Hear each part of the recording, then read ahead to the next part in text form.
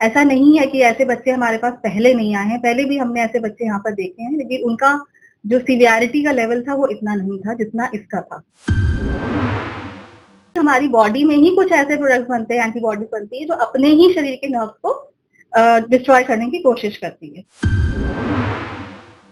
दोनों फेफड़े उसके काम करने लगभग बंद हो गए थे। वो हमारे लिए ज्यादा बड़ा चैलेंज था। तो हमेशा ही बाहर का अगर आप कुछ दे रहे हैं तो आप ना दें, अगर दे रहे हैं तो जहाँ पे सफाई हो, ये सब हो, वहीं पर देना है। तो इसका जो ट्रीटमेंट है क्या कॉस्ट करता है? ट्रीटमेंट कॉस्टली होता है, 80,000 90,000 के लगभग था। शुरू में तो इनको थोड़ा पे करना पड़ा था इनके माँ बाप को, लेकिन काफी पुअर हैं तो हमने काफी कोशिश करी कि कैसे करें, तो फिर इनको सीएम फंड के थ्रू इनको काफी सारा पैसा मदद मिला। मैम अपना नाम और परिचय देना। मेरा नाम डॉक्टर नमिता मिश्रा है और मैं डिपार्टमेंट ऑफ पीडियाट्रिक्स में एसोसिएट प्रोफेसर की पोस्ट पे अभी काम कर रही हूँ। मैम अभी एक सिंड्रोम था, उसको देखा गया, फिर उसके बाद अभी मरीज ठीक है, जीबीएस उसका नाम, क्या फुल फॉर्म है उसका और किस प्रकार से वो बीमारी होती है और उसको कैसे आपने देखा है? क्योंकि रायबरेली एम्स की एक बड़ी उपलब्धि रही है, कई संस्थान अभी भी लगे हुए हैं। देखिए हमारे पास ये 8 साल का बच्चा एडमिट हुआ था लगभग 5 महीने पहले, तो उसको ये बीमारी हमने पता करी थी, उसको जीबीएस था जिसको हमें गुलिन-बारी सिंड्रोम बोलते हैं। ऐसा नहीं है कि ऐसे बच्चे हमारे पास पहले नहीं आए हैं, पहले भी हमने ऐसे बच्चे यहाँ पर देखे हैं, लेकिन उनका जो सीवियरिटी का लेवल था वो इतना नहीं था जितना इसका था। तो इसमें क्या होता है कि शरीर में कुछ ऐसी चीजें प्रोड्यूस होती हैं जो अपने ही शरीर के नर्व्स को गलत मान लेती हैं। उनको लगता है कि ये हमारे जो नसें हैं ये ठीक नहीं है बॉडी के लिए, जैसे हम कोई फॉरेन चीजें होती है उसको मारने की कोशिश करते हैं, तो वैसे ही हमारी बॉडी में ही कुछ ऐसे प्रोडक्ट्स बनते हैं, एंटीबॉडीज बनती है जो अपने ही शरीर के नर्व्स को डिस्ट्रॉय करने की कोशिश करती है। तो अब नर्व्स क्योंकि काम नहीं करते हैं तो हाथ पैर काम करना बंद कर देते हैं, उसका सीवियरिटी लेवल अलग होता है, किसी किसी का थोड़ा होता है, थोड़े दिन में ठीक हो जाता है, किसी किसी का ज्यादा होता है, जैसा कि इस बच्चे में था। जब बच्चा हमारे पास आया था तो उसके दोनों पैर में कमजोरी थी, विदिन 6 से 8 घंटे में इतनी तेजी से उसकी कमजोरी बढ़ी कि तुरंत उसको फटाफट होने लगा, पैर से सीधे हाथों पे पहुंचा और उसके बाद उसकी सांस पे भी असर, जो सांस की मांसपेशियां होती है, मसल्स होती हैं, उस पे भी उसका असर आ गया और उसकी सांस चलना बंद हो गई, जिसकी वजह से हमें उसे तुरंत अर्जेंसी में उसको आईसीयू में एडमिट करना पड़ा और उसको वेंटिलेटर पे हमें डालना पड़ा। हमने उसका एक्सरे वगैरह कराया था, उसमें एक डायफ्राम होता है, डायफ्राम जो हमें हेल्प करता है रेस्पिरेशन में, वो उसका एकदम फ्लैट था, काम नहीं कर रहा था। ये सब बीमारी का पार्ट होता है। तो बीमारी को एक पोर्शन होता है कि बीमारी के लिए हमने क्या किया, और एक होता है जो उसको निमोनिया डेवलप हुआ था जब वेंटिलेटर पे लंबा बच्चा रहता है। ये बच्चा वेंटिलेटर पे लगभग 2.5 महीने था, सबसे ज्यादा, ये बहुत बहुत लंबा ड्यूरेशन है। एक वेंटिलेटर पे बच्चे को, किसी भी इंसान को 4 5 6 7 दिन से ज्यादा रखने में प्रॉब्लम होती है।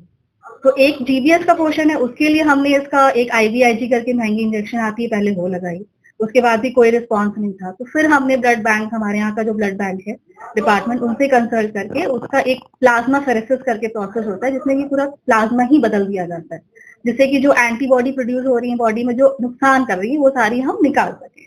तो हमने वो प्रोसेस भी किया। धीरे धीरे करके उसका पावर 2-3 महीने में धीरे धीरे करके ठीक हुआ, लेकिन वेंटिलेटर पे इतने लंबा टाइम रहने की वजह से उसको बहुत ही सीवियर निमोनिया हुआ, दोनों फेफड़े उसके काम करने लगभग बंद हो गए थे। वो हमारे लिए ज्यादा बड़ा चैलेंज था, क्योंकि उसमें डेथ और उसका हो जाता है कि उसको किस तरह से हम जिंदा रख पाए।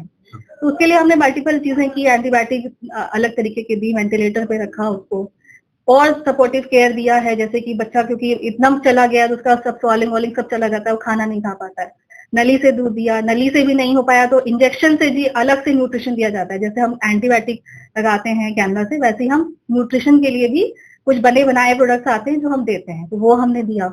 उसके अलावा उसका एक बार लंग का पंक्चर था, उसके लिए हमें आईसीटी इंसर्शन करना पड़ा, उसके लिए हमें प्रैक्टिकल डिपार्टमेंट ने हेल्प करी थी। जब बच्चा लंबे टाइम तक वेंटिलेटर पे रहता है, लगभग 7 दिन से ज्यादा, तो मुंह से हम सिर्फ नली नहीं हमें करनी चाहिए, उसका ट्रेकियोस्टोमी करना चाहिए, जो कि गले में जाके यहाँ पे करके बनाते हैं।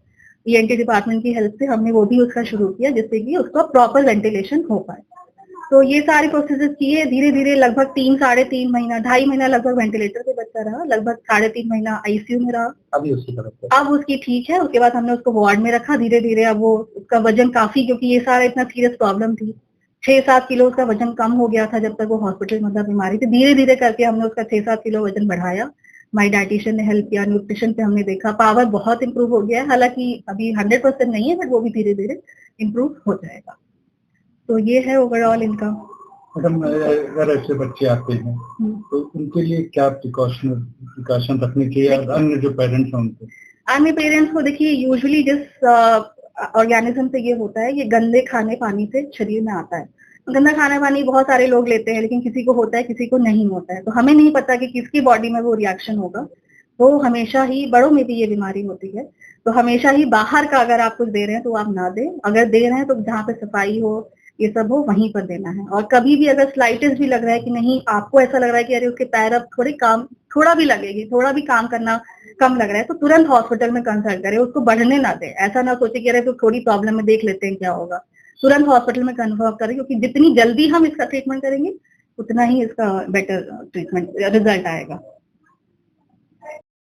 तो इसका जो ट्रीटमेंट है क्या कॉस्ट करता है? ट्रीटमेंट कॉस्टली होता है। इसमें जो हम IVIG, जिसको इंट्रावेनस इम्यूनोग्लोबुलिन बोलते हैं, उसका वो वेट के हिसाब से आता है। तो इस बच्चे के वेट के हिसाब से और जितना हमें देना था, लगभग IVIG ही सिर्फ इसका 80,000-90,000 के लगभग था। और उसके बाद जो हम ब्लड एक्सचेंज किए थे, उसमें भी काफी पैसा लगता है। वो हमने 5-6 दिन पे किया था, 5-6 साइकिल उसके करे थे, तो उसमें भी लगभग इसका 50-60 हजार का खर्चा था। शुरू में तो इनको थोड़ा पे करना पड़ा था इनके माँ बाप को, लेकिन काफी पुअर हैं, तो हमने काफी कोशिश करी कि कैसे करें।